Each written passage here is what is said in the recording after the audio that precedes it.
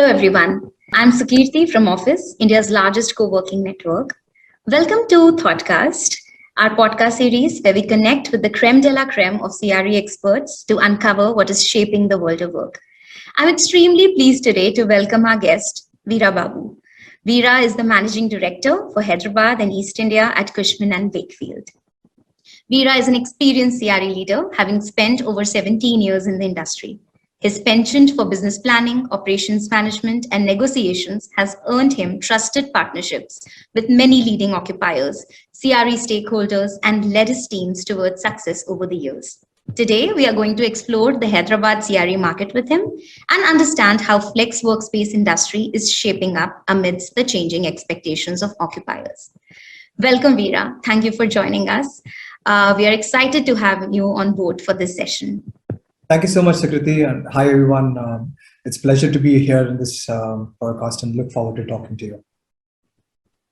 So as we know, flex workspaces are undergoing rapid growth in India, and Hyderabad is one of the top cities that has witnessed higher demands and increased footprints for co-working spaces in recent years, making it a hotspot for the growth of the flex industry. So Veera, let's begin by discussing Hyderabad's flex workspace growth in detail. So my first question for you is, how has the occupier sentiment in Hyderabad CRE market evolved over a period of time, especially from pre-pandemic to post-pandemic? Hi, Sukriti, thanks for the question. So broadly, I'm saying about 2015 is the one which initially, which is minuscule in terms of the co-working space. It's less than 1% to 1.5% of the overall annual absorption used to happen those times. To today, it's almost about 40 million square feet of space. It attracts about 5.5% of the total stock available within India. That's a big leap of growth what happened in the flex industry for the last couple of years.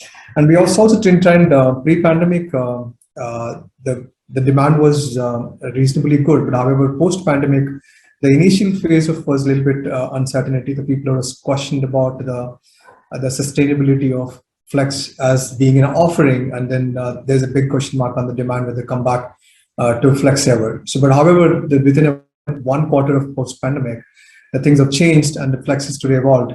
We're talking about 175,000 seats taken since the pandemic to the pre-pandemic to post-pandemic.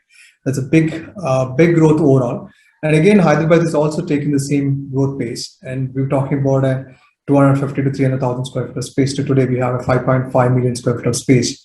And I think post-pandemic, almost about 3 million plus square feet is taken post-pandemic, which is from an operations perspective, even though it is committed in 2019, but the buildings are delivered, there's a vacant stock, and we're talking about 5.5 million square feet of operation space in Hyderabad today's operation. And again, we are anticipating this growth to go to another doubling up in next 2 to 3 years. That's broadly the demand. And corporate occupiers continue to being an offering as a flex as their part of their KRA, and then they're adding it to the apart from their traditional office space growth. Thank you so much, Veera, for enlightening us on this aspect. Now, moving on to the next question. Can you shed some light on the flex space demand distribution across industry and products? So if you recollect part of the system, what happening for the last couple of years, initially as mentioned, it's more like in a serviced offices, the kind of like Regis or the evolution which happened in those times, to like they're looking at more value offerings that become to like enterprise or co-working. So what we see in the trend is that it's a mix of both. I think now today the trend is more of an enterprise.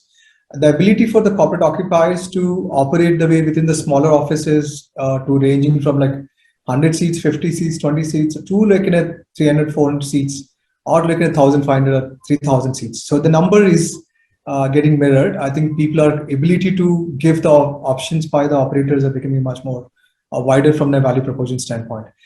Today, it's more of an enterprise model which are running around. I think probably eventually that's the one which will drive. One is that pandemic, which created uncertainty according to the occupiers in terms of the long-term strategies and the how space getting evolved. I think it gave a midterm to long-term strategy for every organization to keep certain percentage of their portfolio into the flex. So that perspective will definitely enterprise models will drive it longer.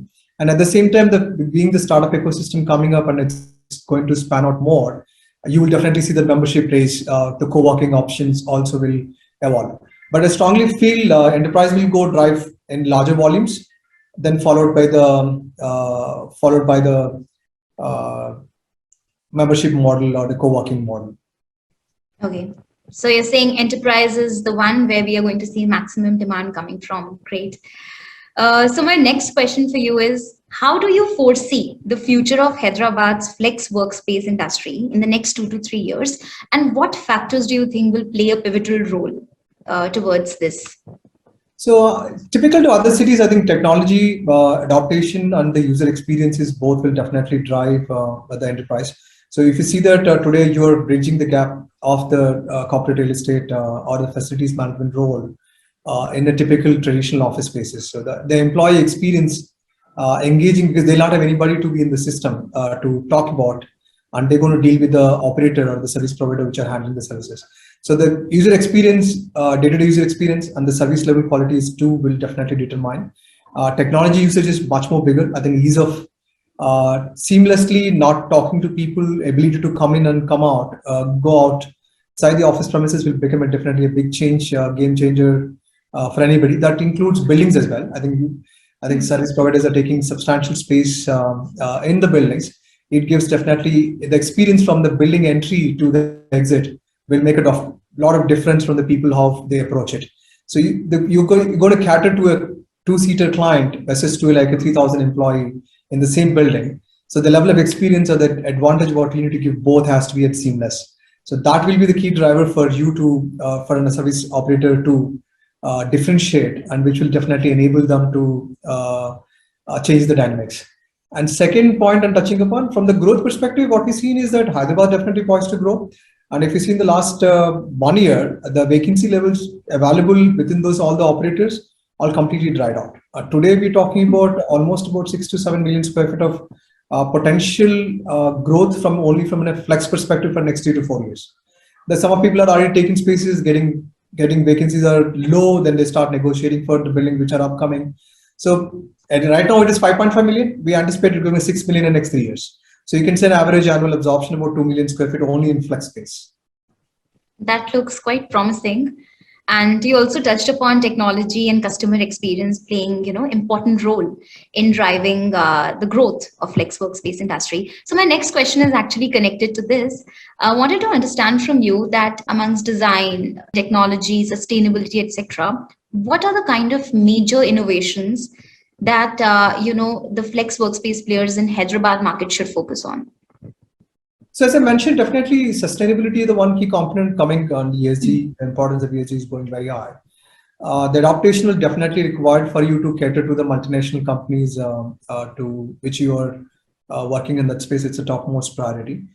Technology, as I mentioned, the user experience which defined from an occupier standpoint or the employee perspective who's coming in day to day.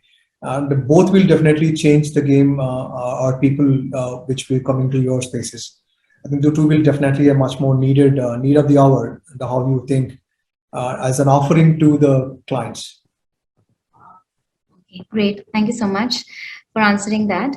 So Veera, we've all seen hybrid work model being adopted, by companies across the spectrum. And do you think that this hybrid work model has given confidence to occupiers to also venture into tier 2 markets?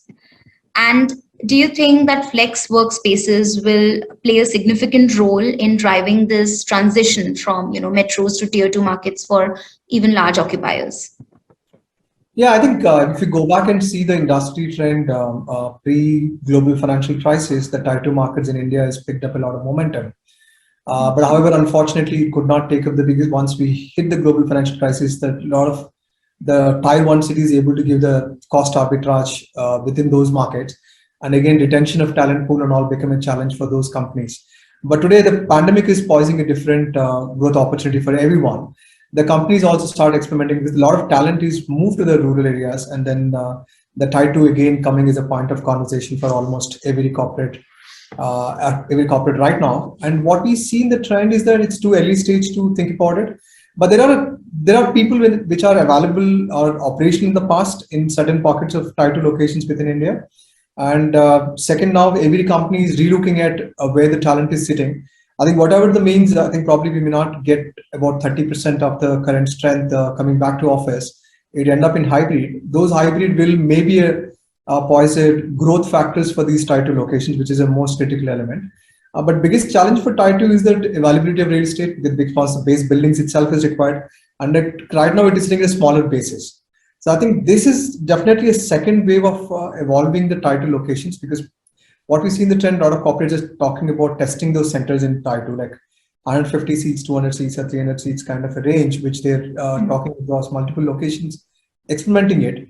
I think once those testing the water for next 6 to 12 months, then ability to, as a tier 2 growing up, we will see a definitely upward trend. We've also observed certain trend, especially from a pan-India basis. We've seen some of the companies which are dominantly, if you say the tech, South is largely a tech dominance compared to the North. So a lot of decision makers based in today, they're available within the corporate system. They're based from North. They're trying to push those corridors or the North or East. So certain points, like the largest segment of East is definitely have to come down either to South or to work towards the West or North. But today for them, work from home is becoming easy for them all the way they've gone back to the East. Today for them to come back to office much more easier or simpler way, rather than taking the entire dislocating geographically, East will become a prominent. Those pockets will definitely evolving. At this moment, a lot of clients are exploring, but probably these pockets will evolve in each and every market. So I'm talking about Bangalore, then the Karnataka, then have a different tier 2 markets, which are available there. Like Andhra Pradesh and Telangana, these two definitely have two or three locations which will emerge. That will definitely come in, and I think we will see more talking about tier 2 in a 2 to 3 quarters from now. Wow, that's very interesting to know. Thank you for sharing these insights with us. But last but not the least, so Veera, you've spent almost 17 years in the commercial real estate industry. We'd like to know that what about this industry has kept you interested for so long? So it's I got into real estate, and since the day I joined, I never looked back. One is the most exciting thing I wake up every day. It's the diversity of the people what we meet. That's the biggest quotient, and also the dealing with corporates. You're dealing with a corporate client, which are you're making enabling take decisions, which is it runs into millions of dollars, and you're the instrumental to get those decisions implemented. So that is a big driver, and I think I love meeting people, and that's the key component always drives it. And corporate real estate is becoming organized day by day. Since the time I joined in 2005 into corporate real estate. Before that, I was in real estate and more in residential, but into commercial real estate in 2005. Since then, massive amount of innovation and across the sectors within the corporate real estate, and also the maturity levels of this industry has gone up, and the ability to attract a new talent, or especially the women workforce, adding it to back to 2005 to now 2022. It's a bigger number scale. I think that is much more mature and becoming much more organized, and is continuing to grow. I think every day is a learning day for us being in the corporate real estate. That excites me. Work for it. Yeah, I think you've rightly pointed out that there is a lot of innovation that commercial real estate industry has seen over the years, right? And that's definitely the most interesting part of being working in this industry. So thank you so much, Veera, for joining us today and sharing your valuable insights on Hyderabad's flex workspace market and the future of CRE in the city. Thank you everyone for listening in. We'll be back again with another top CRE expert to discuss the flex workspace trends in yet another city. Till then, take care and stay safe.